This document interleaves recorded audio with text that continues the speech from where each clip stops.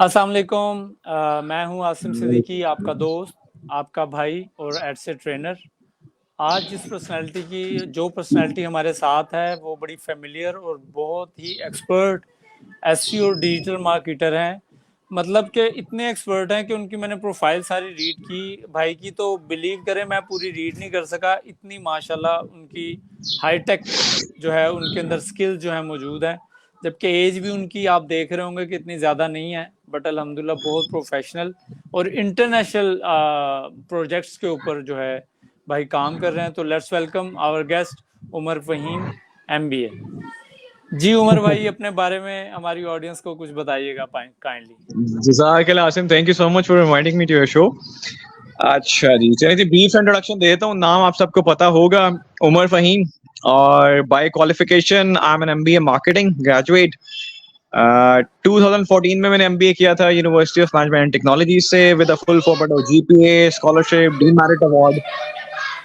अब आप मुझे पूछेंगे कि उमर भाई एमबीए क्यों किया था, तो थोड़ा सा बता देता हूँ। बहुत से लोग कहते हैं कि क्या एमए कर लिया था कि यहाँ प्रॉपर कोई प्लानिंग थी। मेरी मेट्रिकुलेशन है जी साइंसेस के साथ। I wanted to be a doctor because my father is an MBBS doctor. तो एफएससी मैंने प्री मेडिकल की है फर्स्ट डिवीजन के साथ, और मेरा मेडिकल कॉलेज में एडमिशन हो गया था। लेकिन at that time I was convinced by my मामू, जो उस वक्त जो है जी नेशनल बैंक में सीनियर एग्जीक्यूटिव वाइस प्रेसिडेंट की पोस्ट पे थे।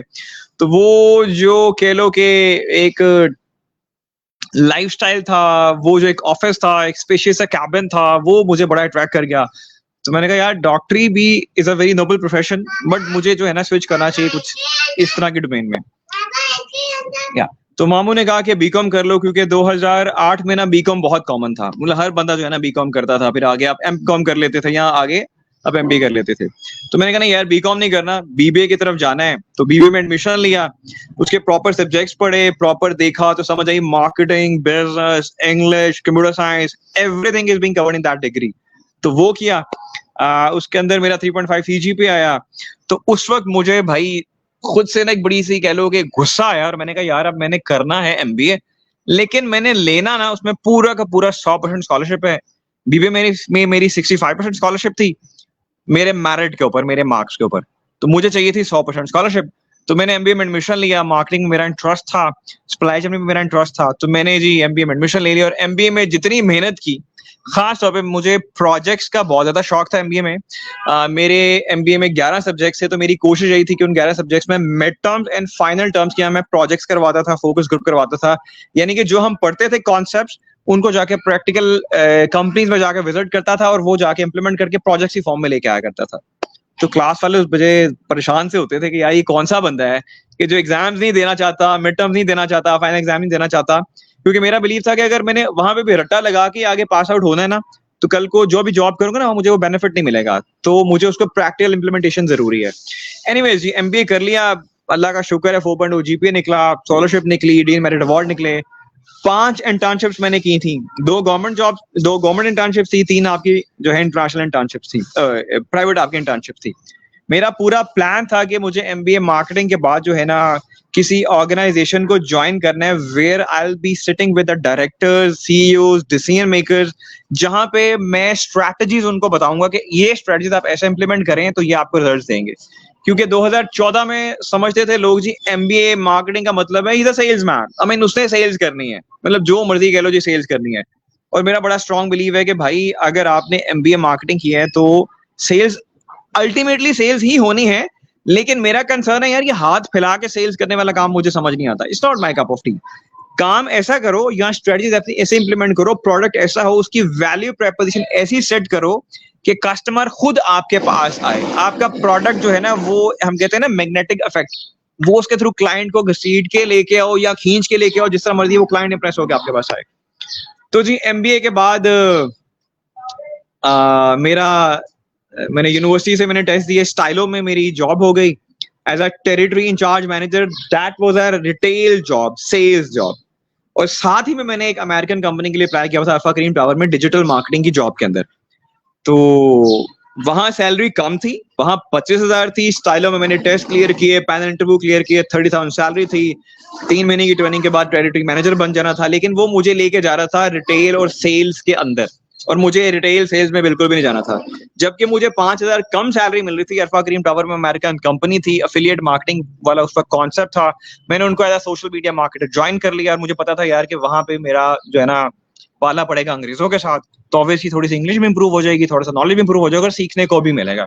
तो I join them as a social media expert. साथ ही मैं कंटेंट्स लिखता था, क्योंकि उनकी 6 वेबसाइट थी, UK, USA, Canada, Australia, Germany, France. तो सबके सोशल मीडिया के जो हैंडल्स है वो सारे मैं देखता था। फिर साथ में इंटरनेशनल स्टोर्स के मैं कंटेंट लिखना शुरू कर दिया। अब कंटेंट जब लिखना शुरू कर दिया तो एसईओ उसके अंदर ऑटोमेटिकली आ गया, उसे ऑप्टिमाइज भी करना शुरू कर दिया, ब्लॉग्स भी करना शुरू कर दिया और मुझे फाइनल उन्होंने as a blog manager hire कर दिया। अब वर्डप्रेस की मेरे पास 6 वेबसाइट्स आ गई हैं। सर्च इंजन लैंड की एक वेबसाइट है जहां से मैं पढ़ता था, उसको इंप्लीमेंट करता था और जब रिजल्ट्स आते थे तो मैं अपनी वर्ड की फाइल में उसे मैनेज करता रहता था, ताकि मैं कल को अपना एक पोर्टफोलियो बिल्ड करता रहूं। क्योंकि मैं 6 कह लो कि डिफरेंट रीजन्स के लिए काम कर रहा था, तो 6 डिफरेंट रीजन्स के लिए 6 डिफरेंट स्ट्रैटेजीज काम करेंगी। मार्केट डिफरेंट है, नीश डिफरेंट है। तो वहां से करते करते जी एसईओ के अंदर मैंने 1 साल में सब कुछ इंप्लीमेंट कर लिया था, on page SEO, content SEO. तो फिर मुझे फील हुआ कि मुझे ना वो टर्मिनोलॉजीज जैसे कि on page SEO, technical SEO, ठीक है, आपका ऑफ पेज एसईओ, ठीक है, कंटेंट एसईओ, ठीक है, यानी कि आप कह लो ना वो जार्गन्स जो आपके इंडस्ट्री रिलेटेड आपके वर्ड्स होते हैं वो मुझे नहीं आते थे। कॉन्सेप्ट पता था, चीजें इंप्लीमेंट कर ली। तो मैंने कहा चलो एक काम करते हैं, थोड़ा सा ना अपने ऊपर इन्वेस्ट करते हैं। पढ़ाई का शौक तो पहले से था, तो पढ़ना शुरू करते हैं।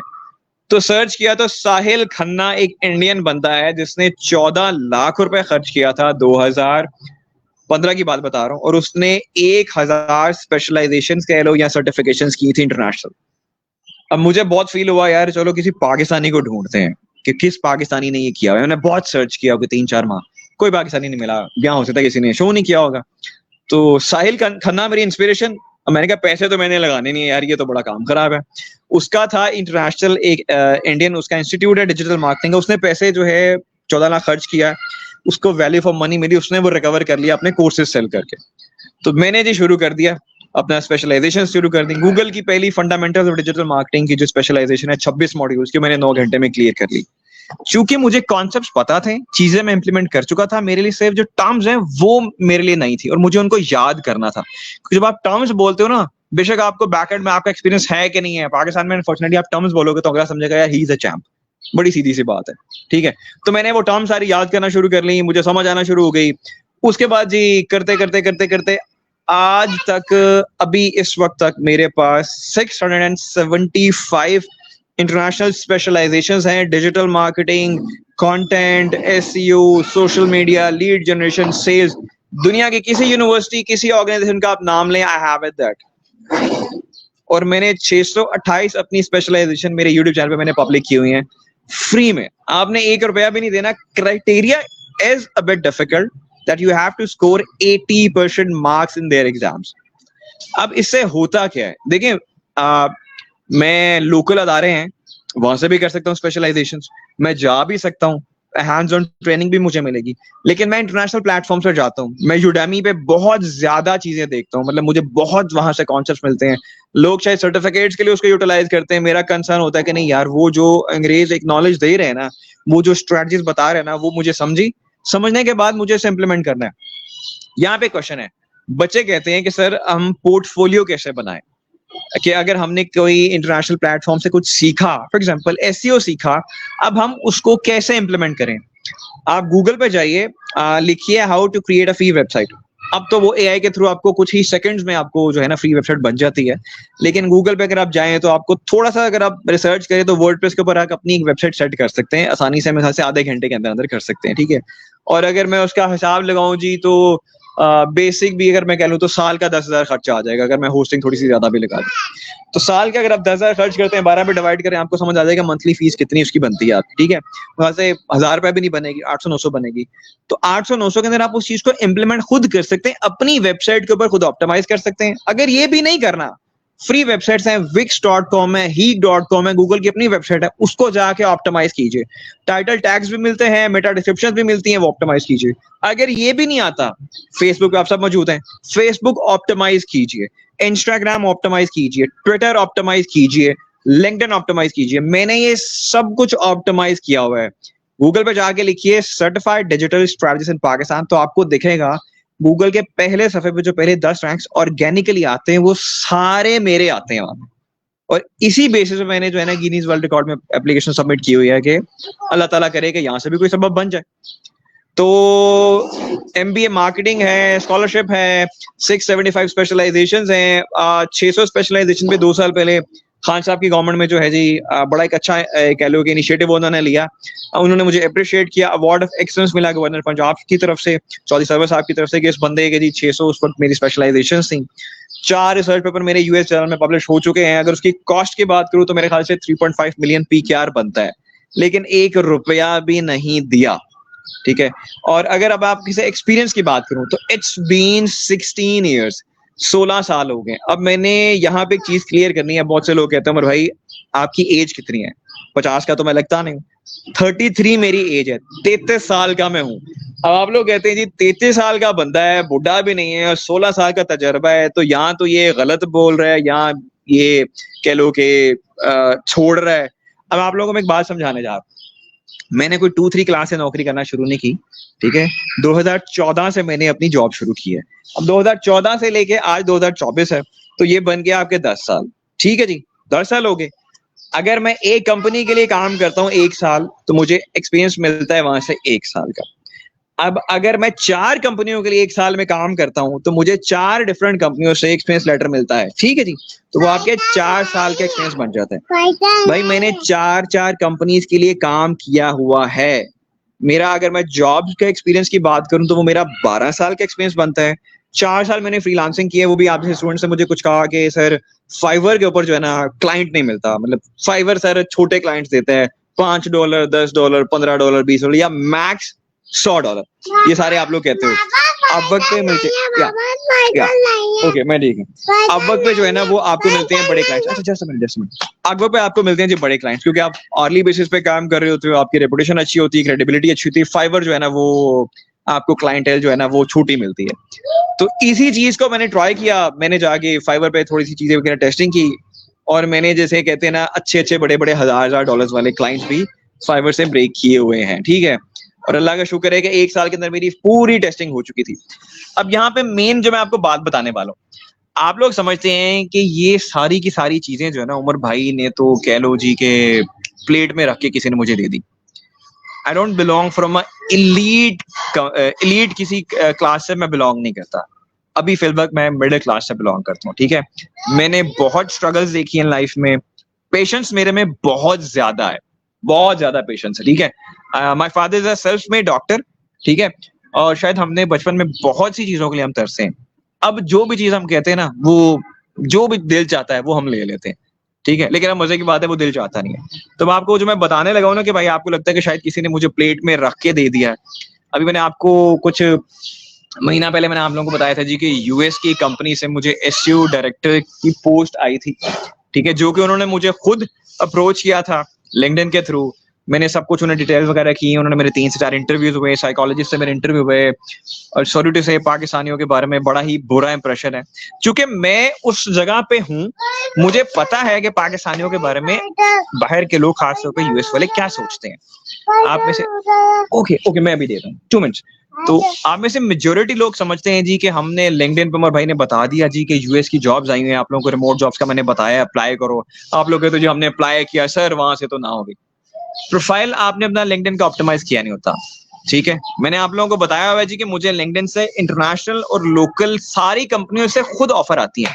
और एक बात याद रखें, जब अगर कंपनी या कंपनी का HR मैनेजर आपको खुद कांटेक्ट करता है, खुद से ऑफर करता है, तो इसका मतलब होता है कि भाई आपकी CV नहीं, आपका वो प्रोफाइल या आपका इमेज जो है वो काम कर चुका है वहां पे। अब आपको ज्यादा मेहनत नहीं करनी पड़ेगी, बस थोड़ी सी मेहनत करनी पड़ेगी। बेटे जस्ट अ मिनट, बाबा एक इंटरव्यू दे दे। ओके बाबा एक इंटरव्यू 2 मिनट्स में आता है बाबा, ठीक है। बाबा के बात कर लें, तो कर लें, आपको उसका इशू सॉल्व कर दें छोटे का। कोई मसला नहीं। अच्छा चलो आ जाओ, अच्छा आ जाओ। हम अभी स्पाइडर जो है ना, हम स्पाइडर देखते हैं। चलो जी आज ही देखा जाए। अच्छा तो लिंक्डइन के ऊपर आप लोग समझते हैं जी कि अगर आपने किसी यूएस की कंपनी के लिए अप्लाई किया है और आपको वहां से ना हो गई है, तो इसका मतलब है यार कि वो चूंकि पाकिस्तान का इमेज अच्छा नहीं है, ये नहीं है, वो नहीं है, तो आपको नौकरी नहीं मिली। मैं मानता हूँ जी पाकिस्तानियों का इमेज अच्छा नहीं है, लेकिन जब आप ये बात खुद से अज्यूम कर लेते हैं ना कि जी पाकिस्तानियों का तो इमेज ही अच्छा नहीं है, मतलब हम अगर किसी अमेरिकन कंपनी के लिए अप्लाई करेंगे तो भाई हमें तो नौकरी मिलेगी नहीं। ये आप लोगों के दिमाग में जो जी। चीज बैठ गई है ना, कि जब आप लोगों ने खुद से अज्यूम करना है। मेरे नाम के साथ आप देख सकते हैं जी एमबीए लगा हुआ है, ठीक है? हाँ, क्यों लगा लगा हुआ हुआ है? है। क्यों लगा हुआ है? इसकी रीजन ये क्यों लगा है हुआ कि है? जो बंदा भी मेरा लिंक्डइन का प्रोफाइल देखता है या ये देखता है, उसे समझ एक आ गई है कि ये एक क्वालिफाइड बंदा है। सर रेहान अल्लाह वाला ने साल पहले मेरा उनसे एक इंटरेक्शन हो रहा था, तो उन्होंने एक कॉन्सेप्ट आप लोगों को दिया है कि जी अब आप अपने नाम के साथ फेसबुक के ऊपर कोई ऐसा कीवर्ड लगाएं कि आपको जो बंदा आपसे फर्स्ट टाइम इंटरेक्शन करे उसको उसके दिमाग में ना आपके बारे में कोई चीज रह जाए, कोई आपका जिसे कहते हैं ना कैरेक्टरिस्टिक उसके दिमाग में बैठ जाए, ठीक है? जैसे सर रेहान अल्लाह वाला उनका तो वो है, ठीक है? आजाद चाय वाला एक ट्रेंड आया हुआ है, ठीक है? अब आजकल चाय सारी जो है वाला, ना इस तरह के कुछ ना कुछ अपने ना वर्ड एसोसिएट वाला करते वाला जा रहे हैं, वाला ठीक है? लगाया हुआ है, सारी जगह बिल्कुल। पे वाला वाला, ठीक है? अब मेरा कॉन्सेप्ट आज से 10 साल पहले था यार कि मैं एक तो मैंने डिजिटल स्ट्रैटेजिस्ट, अच्छा digital strategist by profession, I am a digital strategist. ये भी आप सोचेंगे कि उमर भाई क्या ये प्लेट में रख के मिल गया? नहीं, I wanted to be a digital strategist. Digital strategist is a person जो आपका बैठ के डिजिटल स्ट्रैटेजीज इंप्लीमेंट करता है, ठीक है? मैंने ये खुद से अपना जो डेजिग्नेशन है मैंने सेट किया था 10 साल पहले लिंक्डइन के ऊपर। मैंने एक चीज समझी कि भाई आज से 5 साल के बाद जो, अगर 5 साल के बाद वो मुझे मेरे किसी, तो ये मेरे लिए दी बेस्ट चीज होगी। तो मुझे एक बात समझ आ गई, मैंने सर्च की तो मुझे लगा यार डिजिटल स्ट्रैटेजिस्ट, मुझे डिजिटल मार्केटिंग डोमेन में जाना है। बनानी मैंने स्ट्रैटेजीज हैं क्योंकि मैंने एमबीए में डिसाइड किया था कि मुझे सीईओस के साथ बैठना है, उनके साथ बैठना है और मुझे वहां पे स्ट्रैटेजीज बनानी है, इंप्लीमेंट करनी है और अल्टीमेटली उनके सेल्स इंक्रीज होने हैं। तो मुझे बात समझ आ गई कि एक कोर कीवर्ड बनता है डिजिटल स्ट्रैटेजिस्ट। अब चूंकि I call my self a very proud Pakistani, मैं 3 दफा यूएस से, एक दफा दुबई से, एक दफा सऊदीया से अपने बिहाफ पे मुझे ऑफर्स आई हैं जॉब्स की, ठीक है? तो मैं अपना मुल्क छोड़ के नहीं गया। जो लास्ट ऑफर आई थी बहुत ही हैवी किस्म की ऑफर थी, बहुत हैवी किस्म की ऑफर थी, जिसमें मुझे स्पॉन्सरशिप भी मिल रही थी मेरे बेटे की, फादर की, मदर की। मैं स्टिल नहीं गया, ठीक है? क्योंकि मेरे लिए मेरा मुल्क जो है ना सबसे पहले, मैंने उसको किसी तरीके से जो है जी रिमोट जॉब करवा लिया। लेकिन तरीके आपके पास होते हैं। अगर हम कोई बात करते हैं ना कि जी यूएस से अगर फॉर एग्जांपल वो पोस्ट थी 22 लाख रुपए महीना के ऊपर, सैलरी 22 लाख रुपए महीना, मैंने पोस्ट करके आपको बताया। अब आप लोग ये नहीं देखोगे कि उमर भाई ने पीछे मेहनत की है, तो अमेरिकन किसी कंपनी ने मुझे अप्रोच किया, उन्होंने मेरा पोर्टफोलियो देखा, मेरा प्रोफाइल देखा, स्क्रूटनिंग की, इंटरव्यू हुआ, सब कुछ हुआ, फिर जाके ये चीज मुझे ऑफर हुई है 7.5K USD dollar salary per month, perks and benefits लगे। आप लोग समझते हैं जी कि अच्छा ये तो इन्होंने क्या कहते हैं कुछ किया नहीं होगा, अमीर बंदे हैं, किसी आर्मी वाले के बेटे होंगे, फलाना टिंगड़ा होगा, तो भाई इनको आ गई। 675 स्पेशलाइजेशन की है तो पैसा बहुत होगा, तो आ गई। भाई 675 स्पेशलाइजेशन पे 1 रुपया नहीं दिया, आज मैं आपको ये लाइव बता रहा हूँ, पहले भी बता चुका हूँ, 1 रुपया नहीं दिया। खुद से पढ़ता हूँ, आज भी पढ़ता हूँ, ठीक है? पढ़ता हूँ, स्कॉलरशिप पे पढ़ता हूँ, मेहनत है, ठीक है? अमेरिकन किसी कंपनी ने अगर मुझे अप्रोच किया है तो वो मेरे पोर्टफोलियो जो कि लिंक्डइन पे सारा मौजूद है, मेरा यूट्यूब, मेरा टिकटॉक, मेरा फेसबुक, इंस्टाग्राम, हर चीज वो देखी है, फिर उन्होंने मुझसे इंटरव्यू किए हैं, फिर जाके ये चीज ऑफर हुई है। तो ये जरूरी नहीं है कि पाकिस्तानी बिल्कुल ही डम है। आपने अपना जिसे कहते हैं ना लोहा मनवाना होता है। 4 रिसर्च पेपर हमने यूएस में पब्लिश किए हुए हैं। ये सारी चीजें यूएस में बहुत चीज देखी जाती है, यूएस में पढ़ाई को माना जाता है। आप तो यहाँ पे क्या सारे लोग कहते हो ना degree is just a piece of paper, वहां पे ऐसा नहीं होता। मेरे एमबीए की डिग्रीज का पूछते हैं, मेरी स्पेशलाइजेशन का पूछते हैं, मेरे सब्जेक्ट्स का पूछते हैं, और जिस कॉन्फिडेंस से आप अपना नॉलेज उनको बताते हो फिर जाके आपको सैलरी ऑफर होती है। तो आसानी से कुछ भी नहीं मिलता आपको, you have to earn that position. मुझे पता था कि मुझे डिजिटल स्ट्रैटेजिस्ट बनना है, मैं पाकिस्तान से बिलोंग करता हूं, क्योंकि मैंने स्पेशलाइजेशंस भी की थी, तो मैंने अपनी एक जैसे कह रहे हो ना पोजीशनिंग स्टेटमेंट बना ली, certified digital strategist in Pakistan. और मुझे था कि कल को अगर कोई सर्च करता है, कोई मेरे पास क्लाइंट आता है, तो मैं उसे अपनी सीवी नहीं भेजूंगा, पोर्टफोलियो नहीं भेजूंगा, मैं उसे उसी वक्त कहूंगा कॉन्फिडेंस से कि just go to Google and search certified digital strategist in Pakistan. वो सर्च करेगा, उसके सामने मेरे सोशल चैनल, उसके सामने मेरी वेबसाइट, सब कुछ आ जाएगी। तो अगर एक एसईओ एक्सपर्ट ने अपनी सब चीजें रैंक करके गूगल के पहले सफे पे रखी हुई हैं, तो उसे पोर्टफोलियो देने की जरूरत नहीं पड़ेगी। उसकी वो वेबसाइट्स, उसके सोशल चैनल्स इस चीज का जिंदा सबूत है कि भाई उसको काम आता है।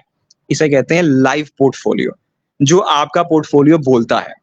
मैंने इंडियंस, मैंने पाकिस्तानी, मैंने इवन अमेरिकन बहुत सर्च की, अभी तक मुझे कोई ऐसा बंदा नहीं मिलता, जिसे कह लो कि पागलपन वाला बंदा नहीं मिलता, जिसने इन चीजों पे काम किया हो। आप लोग फेसबुक किस पर्पस के लिए इस्तेमाल करते हो? आप लोग टाइम पास के लिए इस्तेमाल करते हो। हम फेसबुक इस्तेमाल करते हैं मोनेटाइजेशन के लिए। एग्जैक्टली मतलब बहुत से लोग मुझे पूछते हैं, उमर भाई हम अगर डिजिटल मार्केटिंग सीखना चाहते हैं, हम एसईओ सीखना चाहते हैं, तो कैसे सीखें, कहां से सीखें? किसी ने नहीं सिखाना, ये मैं आपको बता रहा हूँ यार, मुझे आज तक किसी ने नहीं सिखाया। मैंने अमेरिकन कंपनीज के लिए भी काम किया है, मैं 3-4 अमेरिकन कंपनीज के लिए काम कर रहा हूँ, ठीक है, कोई सिखाता नहीं है। आप ये क्यों सोचते हैं, या आप ऐसा दिमाग में क्यों लेके आते हैं कि कोई बंदा उंगली पकड़ के आपको सिखाएगा? किसी ने आपको नहीं सिखाना। YouTube पे बेशुमार वीडियोस मौजूद हैं, आप देखते हो, लेकिन आप जाके उसको प्रैक्टिकल इंप्लीमेंट नहीं करते। Until and unless आप प्रैक्टिकल इंप्लीमेंटेशन नहीं करोगे, आपको कुछ भी हासिल नहीं होगा। आप किसी इंस्टीट्यूट में भी चले जाओ, वहां पे जाके ट्रेनिंग भी ले लो, ठीक है, उसके बाद भी अगर आपने घर आके वो चीज खुद से इंप्लीमेंट नहीं करनी, you won't be able to get even a single result.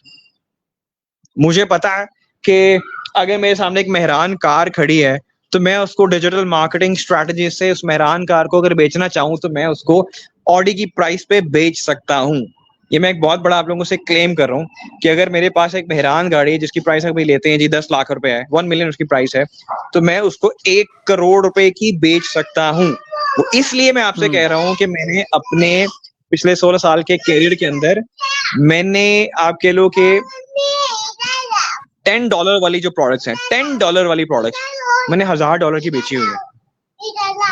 मैंने $1000 की बेची हुई है। प्रॉफिट मार्जिन खुद ही देख लो। अगर $10 की प्रोडक्ट है, उसकी प्राइसिंग अगर मैंने कर दी $1000, तो अब मुझे भी पता है कि यार वो $1000 की प्रोडक्ट तो है ही नहीं, एंड ट्रस्ट मी, क्लाइंट को भी पता है कि वो $1000 की चीज नहीं है, लेकिन उसको बेचने के लिए क्या किया? सबसे पहले लोग पूछते हैं क्या किया। ये जो आपके सामने फेस है, ये जो मेरा नॉलेज है दिमाग में, वो बैकएंड पे जो मेरा पोर्टफोलियो है, वो भाई आपने प्रोडक्ट आपकी $10 की है, आपने क्लाइंट को कन्विंस करना है कि आपको जो वैल्यू मिलेगी out of it, that will be equivalent to $1000। एक डिजिटल स्ट्रैटेजिस्ट का काम क्या होता है? Digital strategist is not a digital marketer, digital strategist is not a sales person. इन दोनों से ऊपर होता है। I could be a digital marketer, मैं लिख सकता था अपने नाम के साथ digital marketer, but I prefer to be a digital strategist. Because देखो, मार्केटिंग जो है ना बदल जाती है। 10 साल पहले मार्केटिंग जो थी बिल्कुल कन्वेंशनल मार्केटिंग थी, सेल्स कॉन्सेप्ट पे मार्केटिंग थी। आपकी आईटी सेक्टर जुड़ा, आपकी ऑनलाइन मार्केटिंग जुड़ी, तो वो आपकी डिजिटल मार्केटिंग में इवॉल्व होगी। अब डिजिटल मार्केटिंग के अंदर आपकी 2 चीजें, आपकी पेड मार्केटिंग है, आपकी ऑर्गेनिक मार्केटिंग है।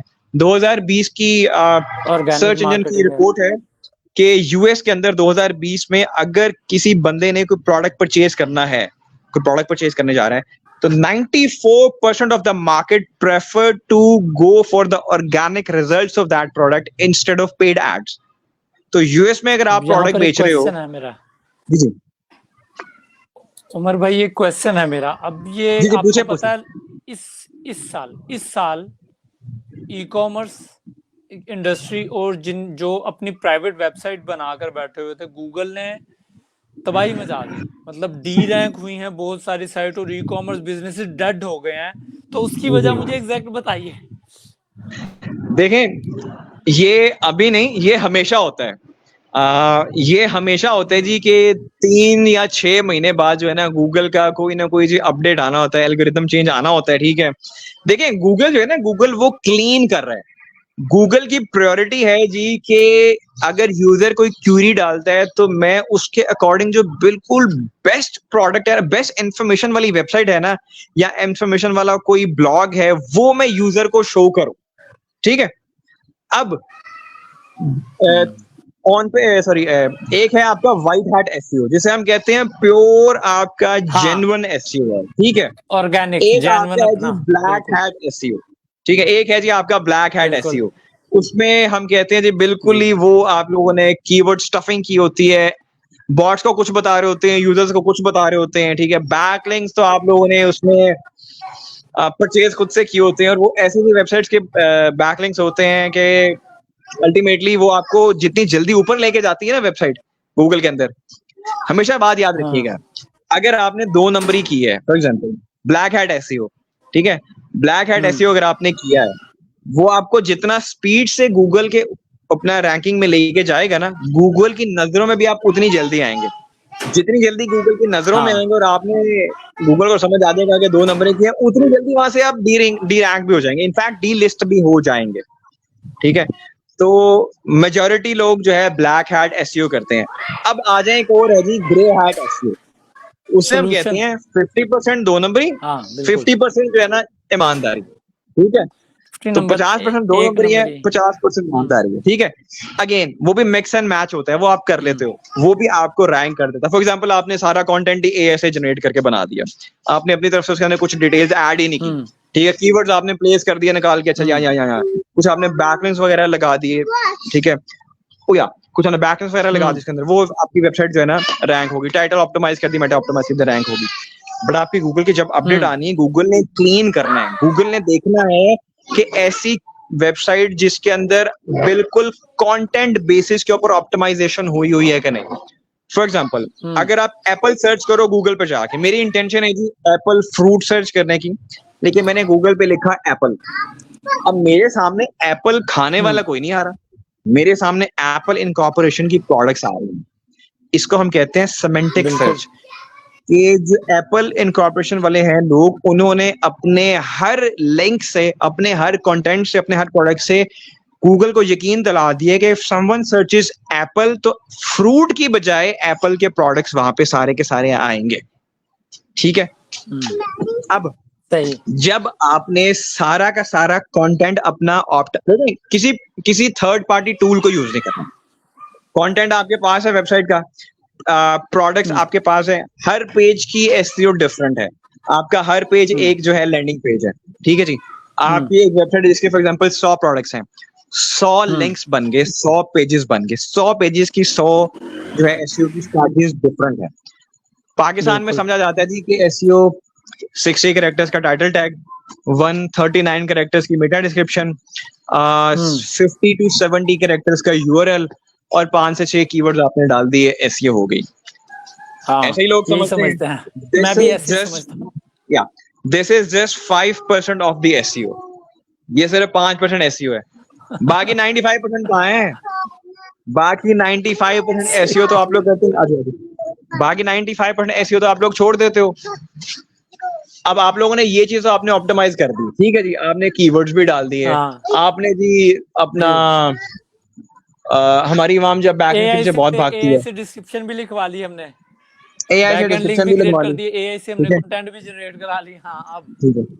अच्छा एक मजे की बात, एआई से जो आप ब्लॉग लिखते हो, लिखवाते हो, ठीक है, लोग कहते हैं जी वो रैंक नहीं होता।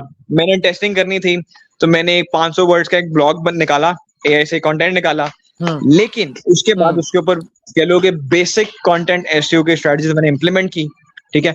अब एक यहाँ पे एक मिथ है, बैकलिंक क्या होता है, ठीक है। लोग समझते हैं जी कि एक जमाना था, कह लो कि 1 रुपए के 10 बैकलिंक्स मिल जाया करते थे, ठीक है। अब शायद 1 रुपए का 1 मिल जाता है, या $10 का भी एक बैकलिंक मिल जाता है, ठीक है।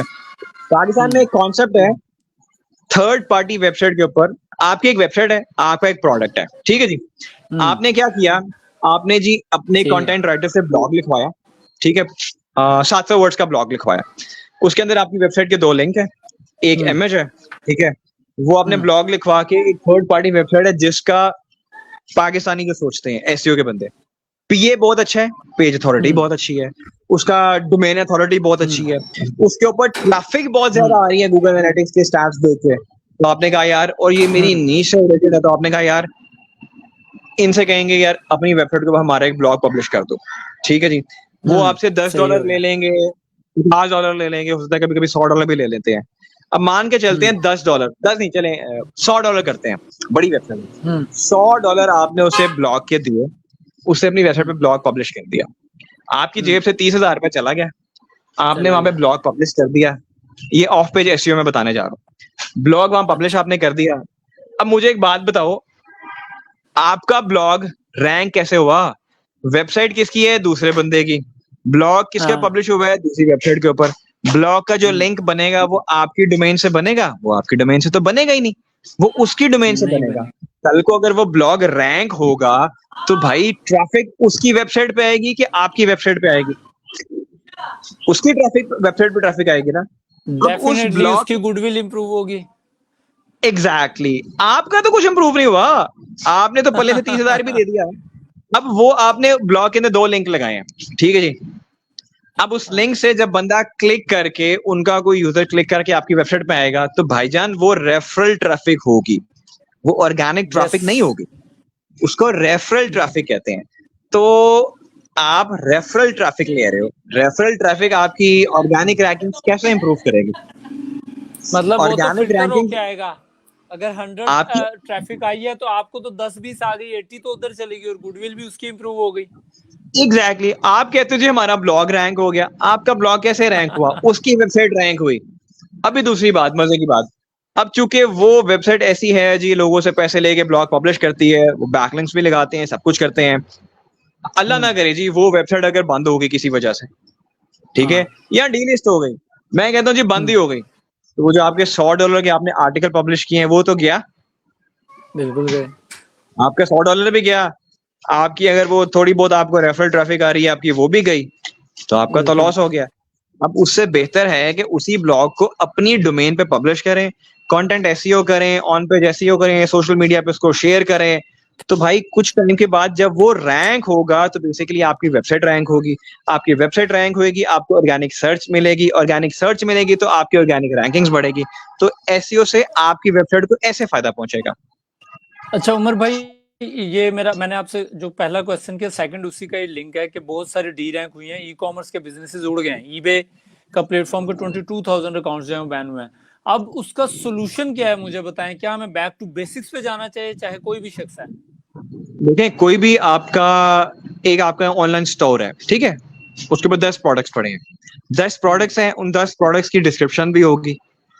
देखें, सबसे ज्यादा मुश्किल है ऑनलाइन सेल्स।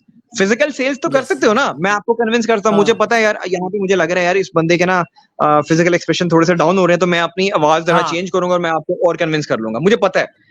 अब भाई जो ऑनलाइन सेल्स है उसमें तो मैं सामने हूं ही नहीं हूं, आप भी सामने नहीं हूं, वहां पे क्या चीज प्ले कर रही है? क्या आपका प्रोडक्ट प्ले कर रहा है? बिल्कुल प्रोडक्ट प्ले कर रहा है। प्रोडक्ट की प्राइसिंग प्ले कर रही है? बिल्कुल प्रोडक्ट की प्राइस भी प्ले कर रही है।